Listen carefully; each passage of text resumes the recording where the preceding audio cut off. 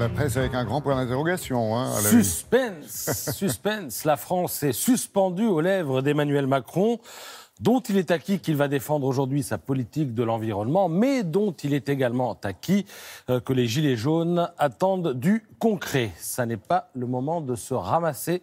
Macron a un tournant, jour J pour le quinquennat, pour la presse économique, nous sommes à l'orée d'une journée vraiment particulière.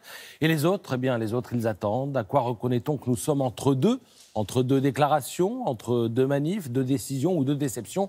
On le reconnaît au génome humain, la politique des transports, la générosité poussive des Français ou encore la mort de Bernardo Bertolucci. Éclectisme avant d'en revenir aux Gilets jaunes, mais ça, c'est pour demain. En attendant, parlons du crime organisé. Ces dernières années, il a été confronté à de profonds bouleversements. Le braquage de bijouterie, par exemple, il est en voie de disparition. Il a diminué de près de 90% en 5 ans. Les braquages de banque, leur nombre a été divisé par 6.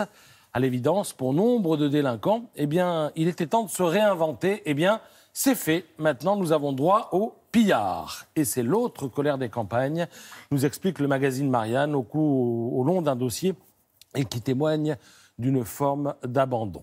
Aujourd'hui, ce qui semble rapporter, eh bien, c'est le vol de tracteurs, le vol de vaches, le vol de truffes, d'asperges, de raisins, d'huîtres ou de gazole. Vous n'imaginez pas tout ce qu'on peut voler dans nos campagnes où l'on vit dans la confiance et la bonhomie la mieux partagée.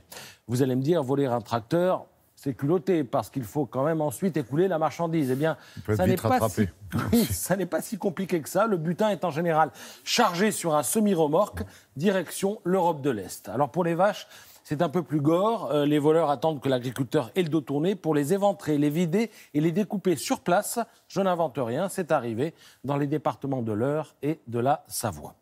Le dossier de Marianne fourmille d'exemples sur la manière d'opérer des délinquants face auxquels les campagnes se sentent démunies. Et il semble que les chiffres leur donnent raison.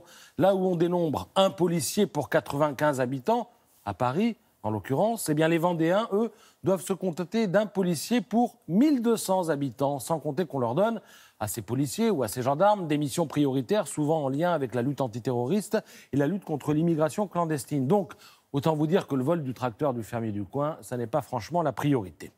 Et quand ils ne sont pas sur la lutte antiterroriste, eh bien, ils traquent les infractions à l'environnement, à commencer par les feux de jardin, qui constituent une habitude millénaire dans les campagnes, mais pour lesquels on se fait désormais verbaliser, l'amende pouvant atteindre 450 €. Ajoutez à cela les 80 km/h, la multiplication des radars et, pour en revenir à l'actu la plus bouillante, l'augmentation du prix de l'essence, eh bien, vous aurez là une bonne partie de l'explication du malaise qu'éprouvent les campagnes. Marianne le résume en une formule, le sentiment dominant est que l'État encadre de plus en plus strictement la vie quotidienne des citoyens, mais les protège mal.